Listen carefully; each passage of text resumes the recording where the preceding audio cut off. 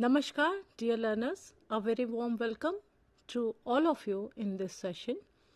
Today we are going to discuss about the energy management, that is MRW 004, and as you all know that we have to manage the usage or application of energy.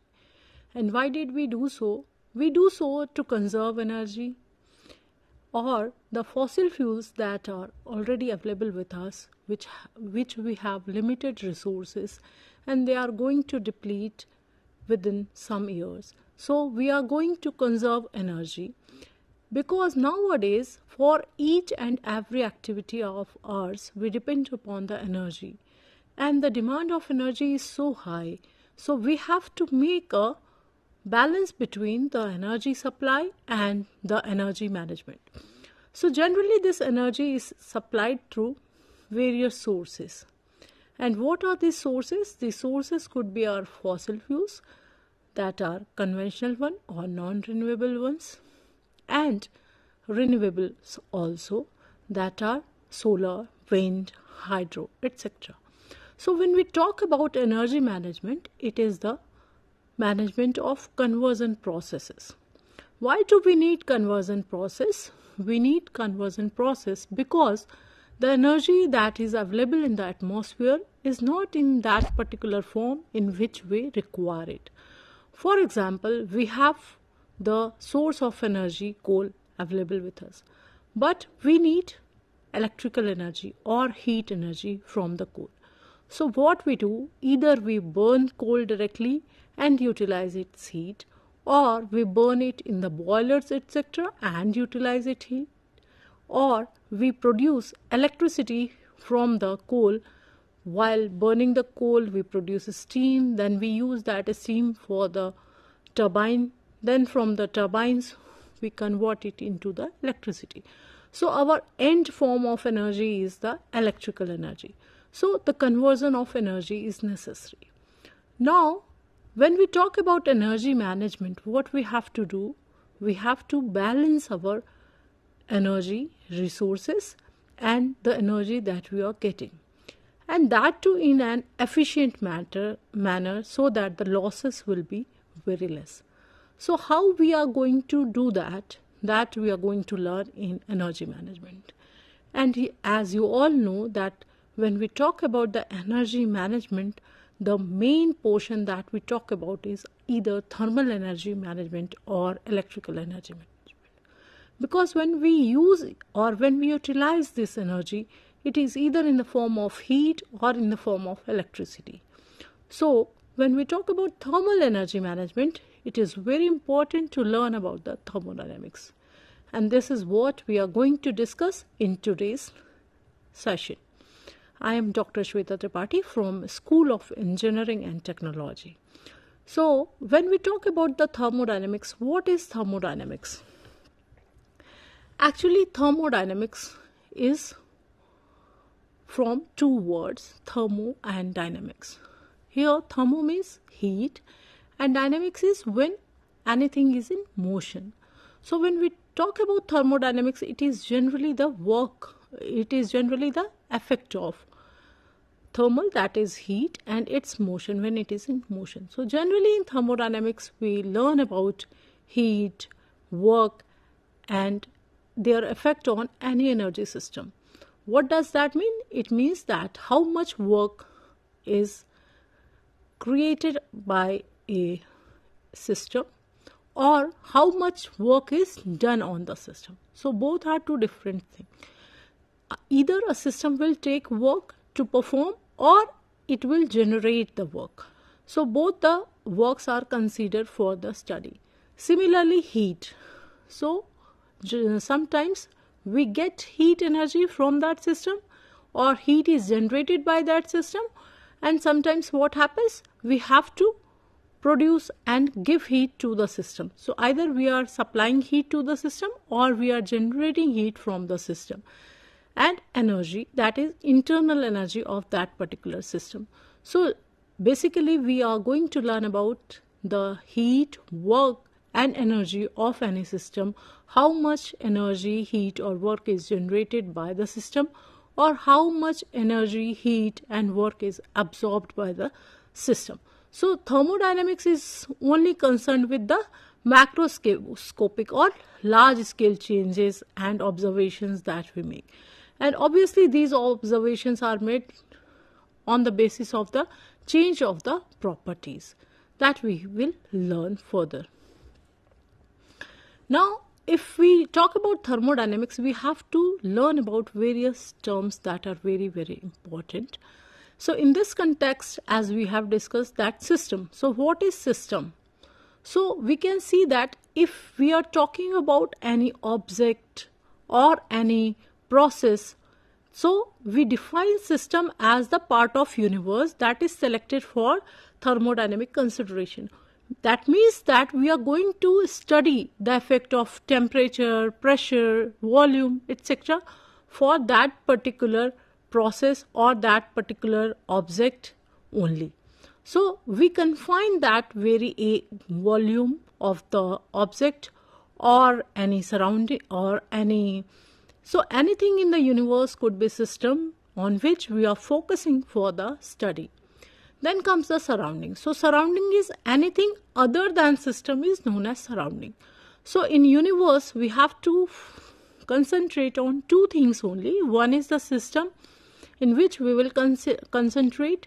We will discuss the properties of that particular system, the changes in the properties of that particular system when one process is going on.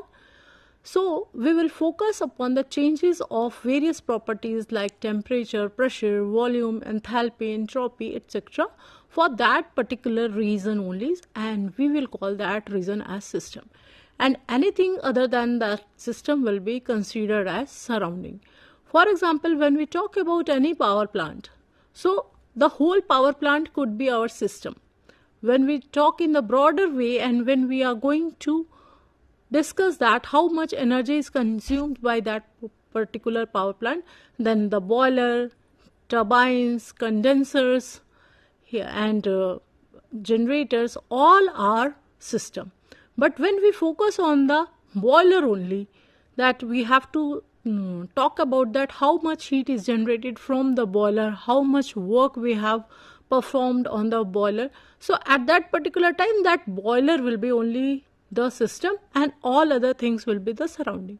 But when we focus on the whole system, then on the whole power plant, then whole power plant will be a system. So this is how we are going to describe the system and surroundings. And then universe, it's obvious that system and surrounding both will constitute the universe.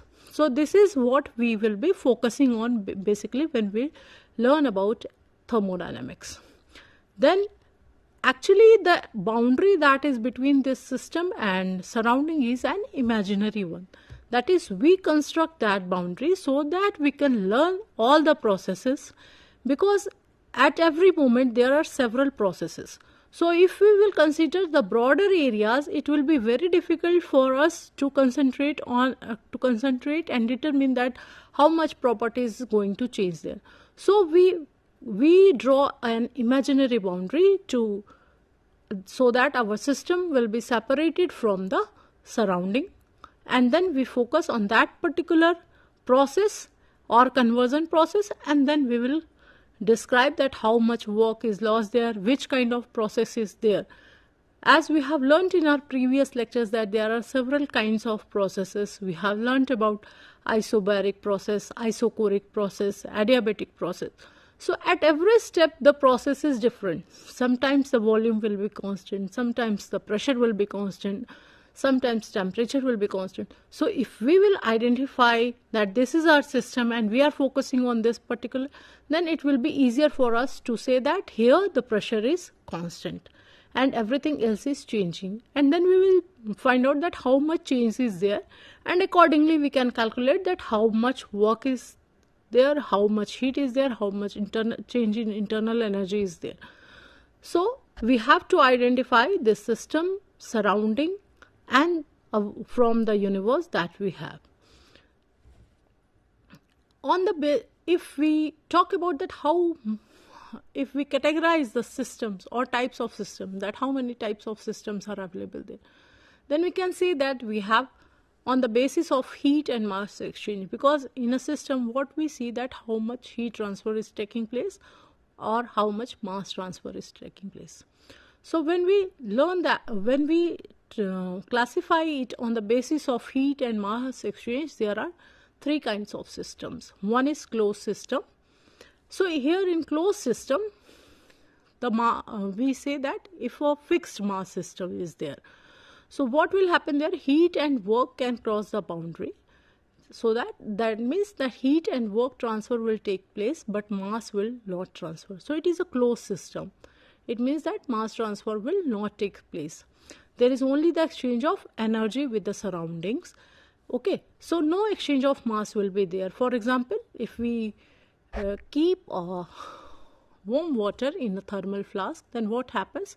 Only heat in a normal bottle or glass, what happens? Heat transfer takes place, but mass is constant. So if I keep warm water in glass, after some times I will see that the water is cooled. Why it is cooled? Because heat transfer has taken place. So heat transfer will take place, but mass transfer will not take place. Then another is open system. So here heat, work and mass all will cross the boundary and transfer will take place. So here heat can be exchanged with the surroundings also. So heat will also change and mass will also change. So all kind of chemical reactions, etc. are the example of open system. And when we talk about the isolated system, then in this kind of system neither heat nor mass will transfer. For example, we keep the water in insulated flask or our thermos, etc. Then what happens? Neither heat nor mass transfer takes place. Why heat transfer not takes place? Because we use insulators there which not allow the heat to pass through them. So these are three kinds of system that we are going to observe. So first we will identify for thermodynamic studies, we will identify what our system is, or we will create the system by an imaginary boundary. Then we will check that which kind of system it is, and accordingly we will observe that which kind of process is going to take place. Now if we learn about the properties, which kind of properties are there? So basically 4 quantities or 4 properties are there on the basis of which we learn thermodynamics: temperature, internal energy, entropy, heat. So basically when we talk about thermodynamics, there are 3 laws. First law says that energy is neither created nor destroyed. It can only change from one form to another form. Second, that means you can't win. You cannot create anything. Whatever is available, it is only converting from one form to another. Okay, maybe there are losses or something, but you cannot create energy from anything other than energy. So you cannot win. The second law says that you can't even break even. Why you can't reach break even? Because it says that the temperature of the body will or the heat transfer will take place from higher temperature to cold temperature. So you can't even think of break even. So this is what we are going to learn today. So first law of thermodynamics, it is an extension of basically the law of conservation of energy, and we cannot create energy. But when we talk about the mathematical form, what happens? We say that the change in internal energy of any system will be equal to the heat added to the system minus the work done by the system. So this is the mathematical form.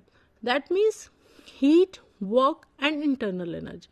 Internal energy is the energy inherited in any system. Q will be the work done by the system or on the system. So W will be the work done on the system or by the system, and accordingly we will use the sign convention here. If work done is by the system, it will be positive. If work is done on the system, it will be negative. And similarly, heat energy. Heat added to the system or heat is transferred from the system. So accordingly, our first law will be delta U is equal to Q minus W. So for every problem or every system or every process, conversion process, the first law will be this, and we have to identify that which kind of process it is, how much work is generated from the system or how much work is done on the system. So basically the first law of thermodynamics says that if a thermodynamic system is in equilibrium state. So what does equilibrium state means? Equilibrium state means if the transfer of heat is not there, that is the temperature of that particular system is constant. So if two systems are in equilibrium, that means both have similar temperature actually. So if any thermodynamic system is in equilibrium state, it possesses a state variable, and we call that state variable as internal energy. And between any two equilibrium states, the change in internal energy will be equal to the change or difference of the heat transfer into the system and work done by the system. So here these two are very important: heat transfer into the system and work done by the system. So we have to basically focus on how much heat is transferred from the system. Whatever heat is there in the system, it is okay, and how much work is done by the system. So similarly, from this we will go to the same equation, that is delta U is equal to Q minus W, and delta U is change in internal energy, and this internal change in internal energy will be possible only if the system is not in equilibrium state, that is variation is there, so variable is there, so energy is varying there.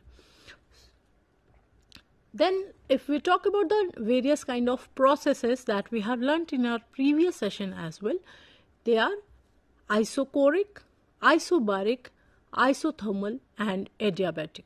So there are four kinds of processes. So isochoric, iso means constant. So here in isochoric process, the volume will be constant. And when we talk about work done, so what is work done?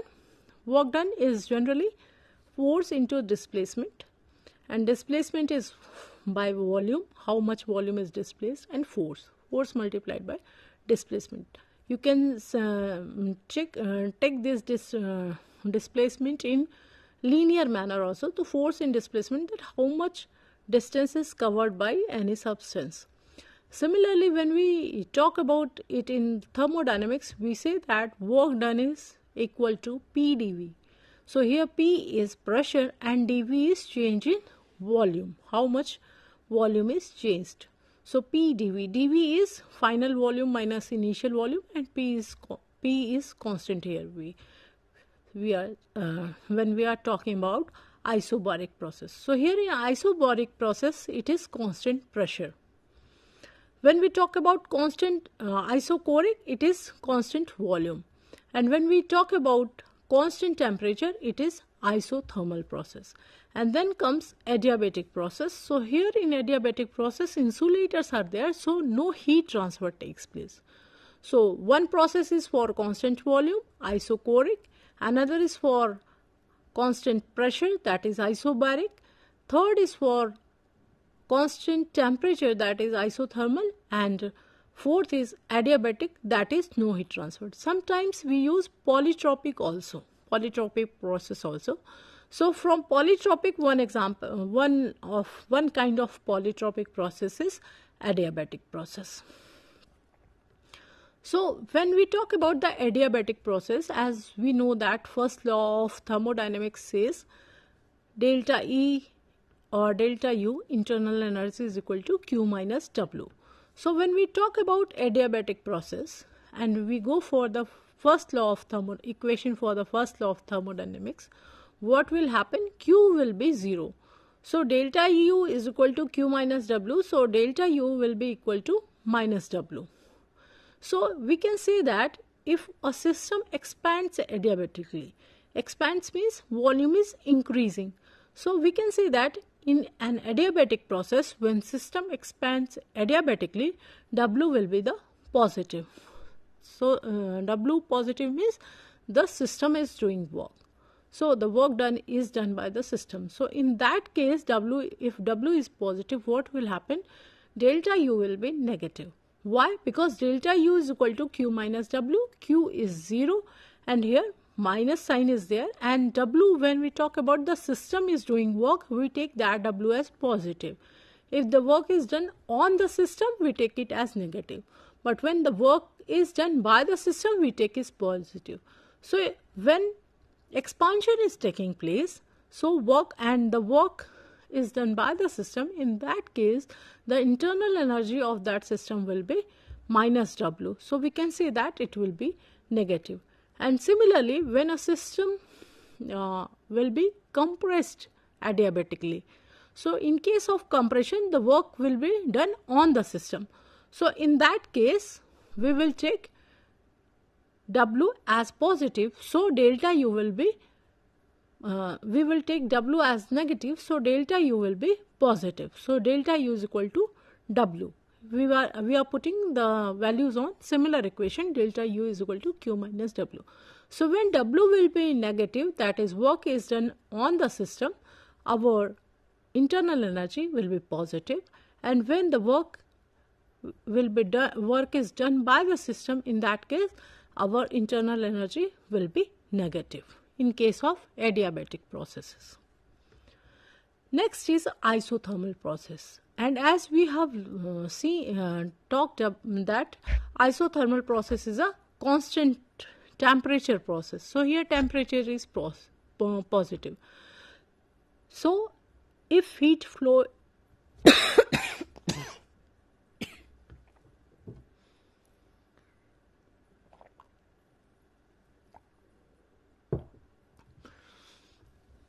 So if heat flow into or out of the system, it must be slow enough to maintain the thermal equilibrium. So here heat transfer will take place, but delta T will be 0.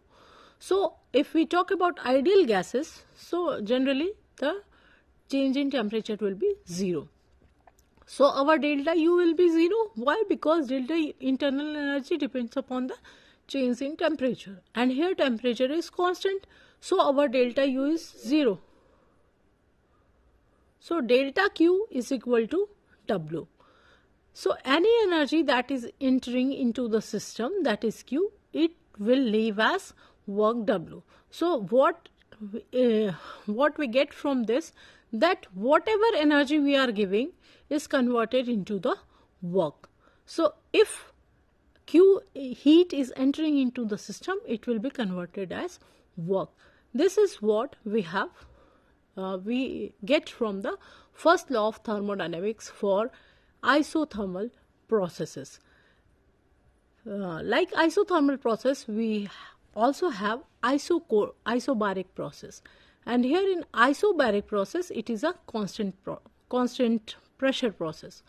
So when we talk about first law of thermodynamics, is what we do, we make a correlation between delta U, W and Q. Delta U is internal energy, W is heat transfer, W is work transfer, and Q is heat transfer.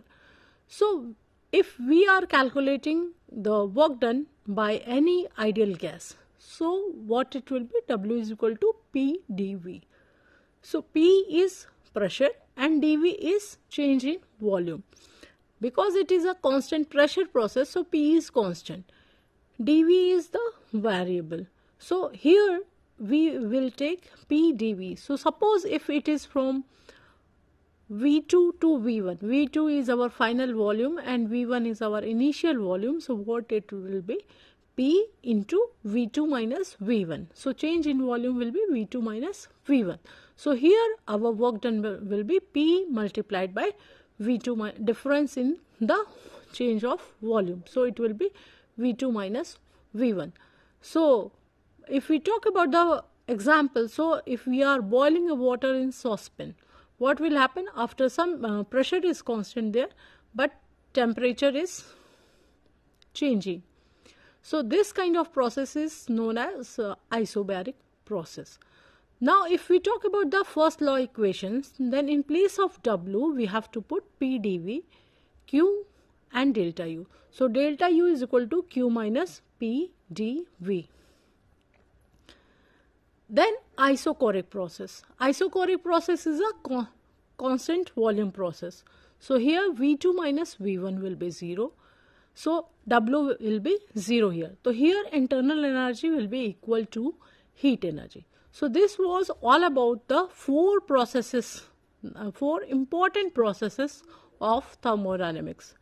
So we will take a small break, and after the break we will be discussing about the second law of thermodynamics and some more detail of first law of thermodynamics as well. Thank you very much.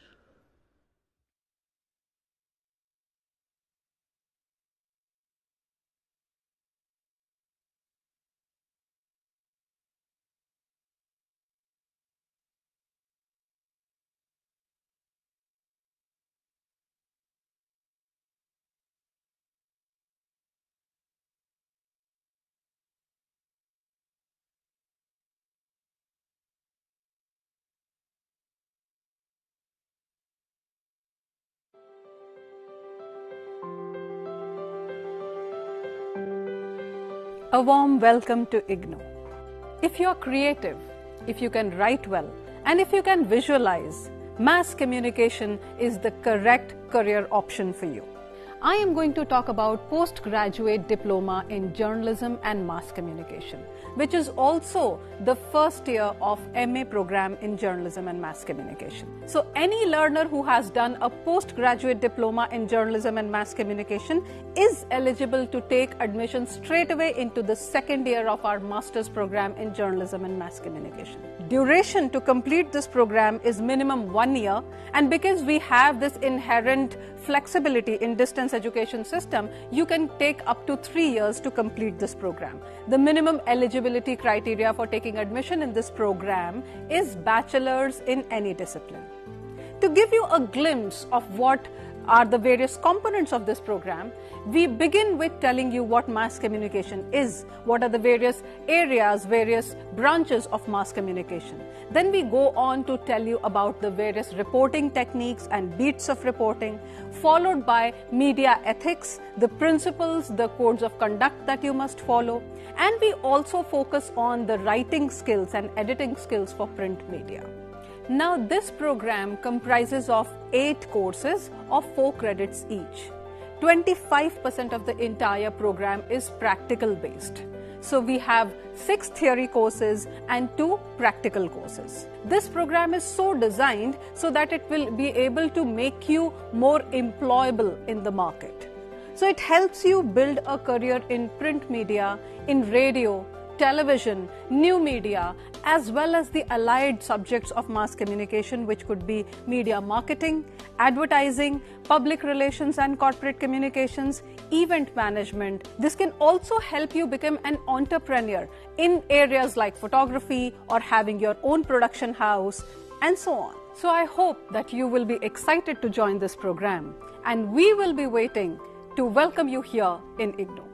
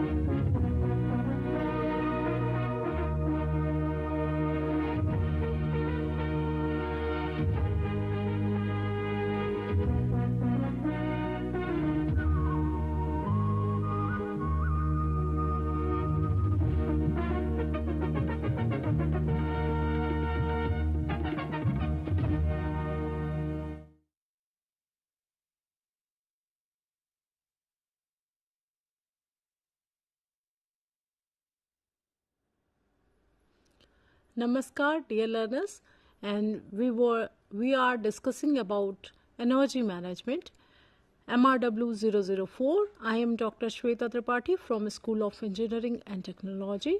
In our previous session, we have discussed about thermodynamics, basics of thermodynamics, and we have learnt about first law of thermodynamics and the 4 basic processes that we consider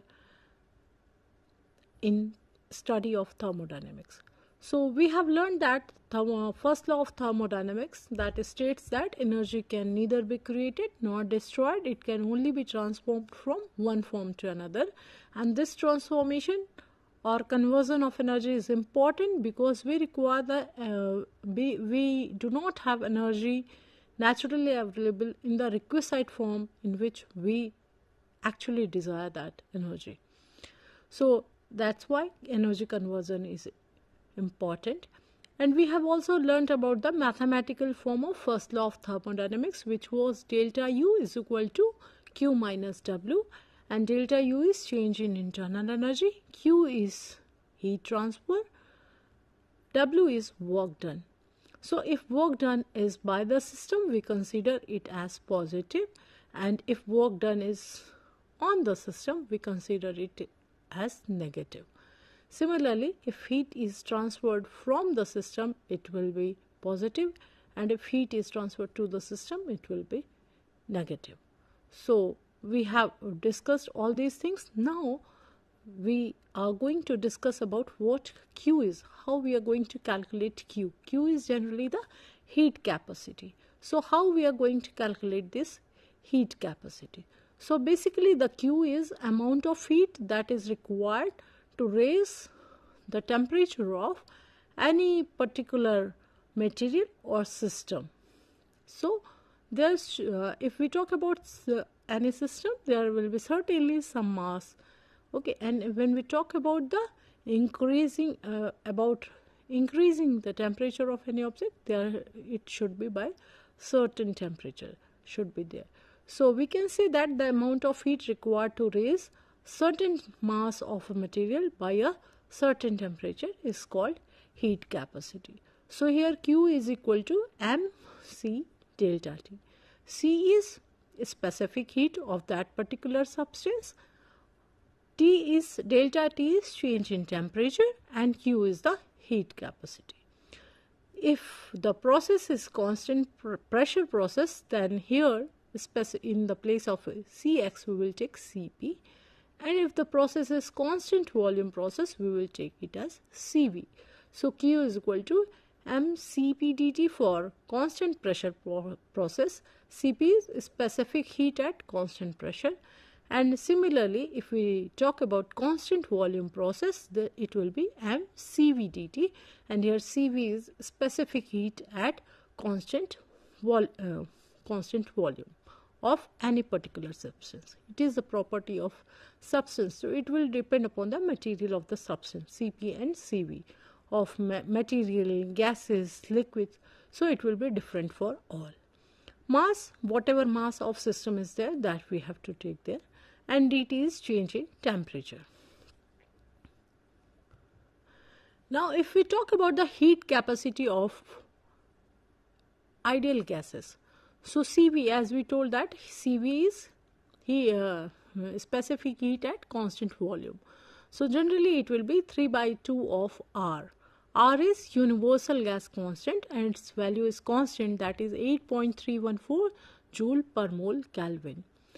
If we talk about Cp, it is heat capacity at constant pressure. So Cp will be equal to 5/2 R. So for constant volume, Q is equal to N Cv delta T is equal to delta U. So generally if we talk about constant volume, then this heat capacity will be equal to internal energy. Cp, heat capacity at constant pressure, it will be 5/2 of R, and heat capacity at constant volume, it will be 3/2 of R. So it was all about our first law of thermodynamics. Now let's move forward to second law of thermodynamics, which says that break. We cannot break even. It means that whatever effort we are going to put forth, how much work we are going to do, how much efficient we are, it doesn't matter. There will be always some waste. So similar thing happens here in the case of heat transfer as well, or thermodynamics as well. What happens? That heat transfer process is spontaneous. Spontaneous means if we talk that it is spontaneous, that means no external work exists there. So it is any external work is not helping the process to take place. Process is taking place on its own. So if we talk about the heat flow spontaneously, then what will happen? Always heat will transfer from hot object to cold object. Once the cold object, once both the system will be in equilibrium, heat transfer will stop. So heat will transfer from hot object to cold object, and what will happen after a certain time? Both will be in equilibrium state. Where a hot object will be start cooling down because heat is transferring from that, and the cold object will attain a certain higher temperature because it is absorbing heat from that. So we say that heat is transferring from the hot object to cold object, and this is the second law of thermodynamics.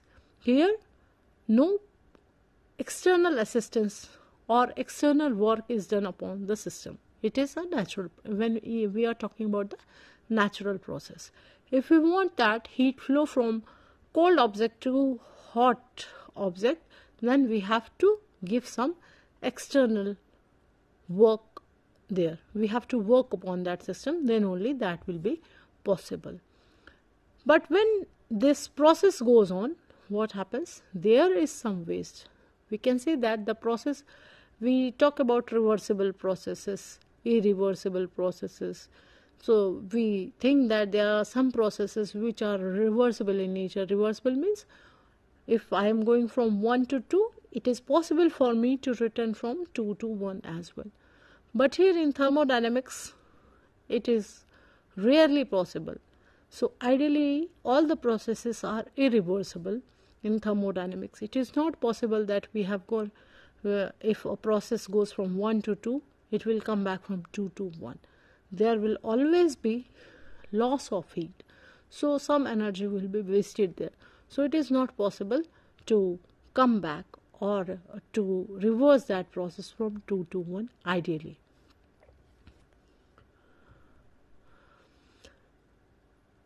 So if we see this diagram, what we see that there exists a useful thermodynamic variable, and what we call it? We call it as entropy. We can say that there is some disorder here, and that disorder is known as entropy. When heat is transferred from hot to cold, some disorder is there, and we say that disorder as entropy.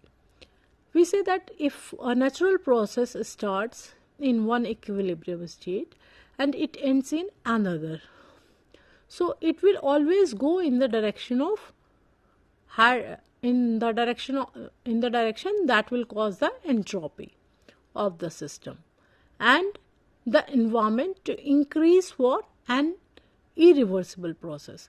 And when it will be irreversible process, suppose here two systems are there, one is having temperature T1, another is having T2. We can say that first system is initial system or initial condition of that particular system, and the second one is the final. So entropy of first system is SI, or we can say that initial entropy, and for the second system it is SF, that is the final entropy. So what will happen? Either entropy of both the system are equal. So if the entropy of both the systems are equal, that means the disorder of both the system are equal. So that is the case of reversible process.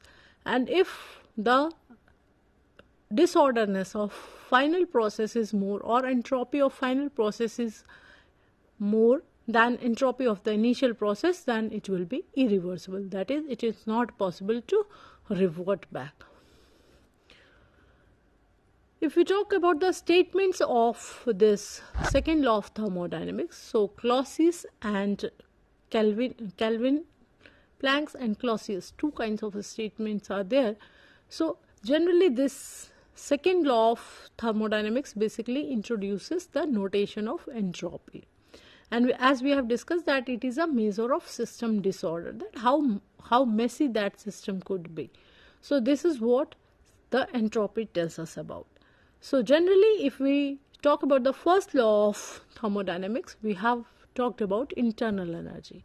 And we can see that internal energy, that is U, is the quantity of that system. It will take that how much internal energy is there. And here when we talk about the entropy or S, we say that it is quality of that system's energy. What is the it is higher grade or lower grade, we decide from here only, from the help of second law only. So if I take an example, what happens, suppose we are watching a movie, then how are you going to know that you are when you are seeing all events are in order, whether there is disorder or not?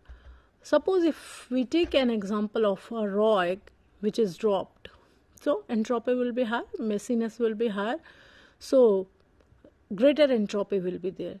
And suppose I am recording that very moment, so when I am looking it in forward direction, that egg is broken, so the entropy is higher. But if I will reverse and see the sequence of the event that took place, so what will happen? The pieces will come together to form that whole egg, and here the entropy will be decreased. Okay, so this is how we can understand the concept of entropy. So basically this tells us about the direction of a process. So first law tells us that conversion is taking place and how much conversion is taking place, and second law tells us the perfect direction, preferred direction, or the direction in which our processes are going on. So second law is for the direction of the process. It will check that whether the process is reversible. It means that if in a process the change of a state takes place, then it could return to the initial or original state again. It is generally the ideal condition. All real processes are irreversible in nature. Now comes the heat engine. What is heat engine? Heat engine is a device that performs that transfer heat into work, or that convert heat into work, and it is known as heat engine. Generally it is a cyclic process, and heat engine requires a hot reservoir from which it will supply energy, and a cold reservoir also. So generally hot reservoir is known as source and cold reservoir is known as sink. As we have already discussed that heat is transferred from high temperature to cold temperature. So we imagine that there is a source from which we can extract the amount of energy we require, and similarly we consider T2 or the cold reservoir as a sink which is ready to absorb any amount of energy that we are transferring to it. So generally it is a cyclic process. So heat energy is generally supplied from the hot reservoir or source, and whatever excess energy is available there is absorbed by the cold reservoir. So heat transfer from the hot reservoir or the supply of energy is known as QH, and heat that is absorbed by the sink is known as QC. So QC is basically the excess energy. Whatever excess energy is, it is absorbed. So here QH is defined as positive and QC is negative. Why? Because QH is energy transfer from the system, and QC is energy absorbed by the system. So always when energy will be absorbed from any system, it will be positive, and if energy is transferred from the system, it will be positive. So we can see here, when work is transferred from the system, it is positive, but when heat is transferred from the system, it is negative. And similarly, when work is done on the system, it will be negative, while when heat is transferred to the system, it will be negative. So this is the sign convention that we are going to use in thermodynamics anytime. So now if we talk about the thermal efficiency of that particular engine, so what it will be? It will be 1 plus QC by QH. QC is heat capacity of heat excess energy that is absorbed by our sink, that is QC, and QH is heat generated by heat supplied by the hot reservoir, that was our source QH. So generally there are two statements for this second law of thermodynamics. Both say similar thing, but the statement is different. So first is Kelvin's statement and second is Clausius' statement.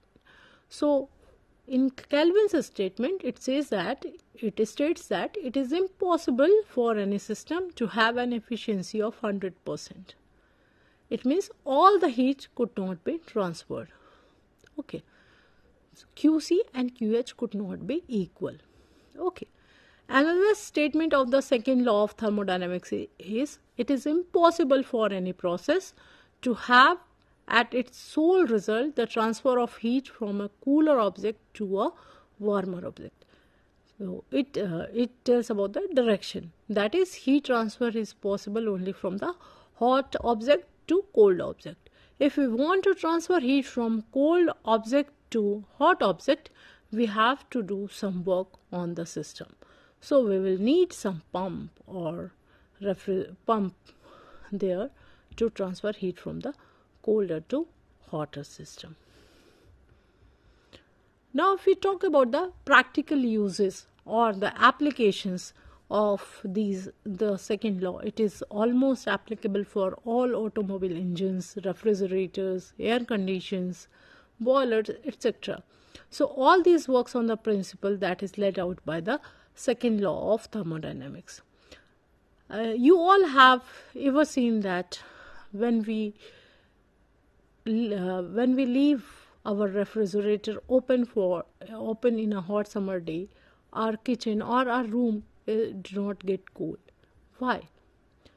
Have you ever feel the air that is coming off the back? It is hotter. Back of the refrigerator, it is hotter. Why? The heat air that is inside is cooler and outside is hotter. Why? So you can't break even here also. There is always waste of heat or energy whenever a process takes place. Then comes the zeroth law of thermodynamics. Because first and second law were already entrenched, so an additional law was recognized. So we called it as zeroth law. And this zeroth law of thermodynamics talks about the thermal equilibrium. So it states that if two objects A and B are each in thermal equilibrium with the object C, that means A is in equilibrium with C and B is also in equilibrium with C, then A and B are also in thermal equilibrium with each other. So here it allows us to define the temperature relative to an established standard. This is the significance of zeroth law. From here the temperature, the concept of temperature has been originated. So you can see here that when two objects, that is object 2 and object 3, both are in thermal equilibrium with the first object, or we can say the thermometer. So what will happen? They each all of them are in thermal equilibrium with each other. That is 1 and 2 are also in equilibrium, 1 and 3 are also in equilibrium, 2 and 3 are also in equilibrium. So all these Now, all these bodies or objects are in thermal equilibrium. And why? What does it mean? It means that all of the three have same temperature. So it talks about the temperature, basically zeroth law of thermodynamics. So if we see that discussion of the concept, that is heat and temperature same? No. Heat is generally the energy transfer and temperature is proportional to internal energy. And generally there are different scales, Fahrenheit, Celsius and Kelvin temperature scales, in which we can measure the temperature. So generally this temperature is proportional to the internal energy, because internal energy was C dt. Okay, so specific heat is constant, so difference in temperature will give how much internal energy of any object is. And here heat is the energy transfer. So heat and temperature are different. Heat depends, the amount of heat transfer will depend upon the temperature. The flow of heat transfer will depend upon the temperature of the bodies. Okay. So if we talk about all these laws together, then we say that we can understand any system. So if we want to understand any system, we have to first identify that how much we are going to focus about, in which processes we are going to focus about, and accordingly we have to draw a boundary, and we will make that this is our system, and other than all the things it is surrounding, and then we will decide that which kind of system is it, whether heat is whether only heat transfer is taking place, or heat and mass both are taking place, or heat is not transferred there, only mass is transferred there. So we have to check it out, that which kind of system is it. Then when we will see that only mass transfer is not taking place, only heat transfer is taking place, then we have to find out that which process is there. It means that whether it is a constant pressure process, whether or it is constant temperature process, and then accordingly we will see that how much volume is changed, and accordingly we will find out that how much energy is transferred there. Apart from them, when we learn about that this is the process that is taking place, this is how much energy is heat energy is absorbed or transferred from the system, or how much work is done on the system or work is done by the system, and on the basis of that we will calculate internal energy. And apart from that, we will see that whether the process is cyclic or not, it is reversible or not, and then we will calculate the work done by whole system. So many times what we do, we cluster the system in 2 to 3 systems, that we will first focus on a system, then calculate its work done, then another system, and then we integrate all the systems all together. So if a system is very large, it is very difficult to learn about it. So what we do, we take a delta x part of it, and then we learn the process that is taking place. If the process is taking place constantly, then what we do, we integrate all the parts. If the process that is taking place is similar at every point, then we integrate it, and then we come to the conclusion that how much work is done by the system.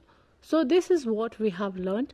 In our next session, we will be discussing upon the various numerical problems on the basis of first and second law of thermodynamics. Thank you very much.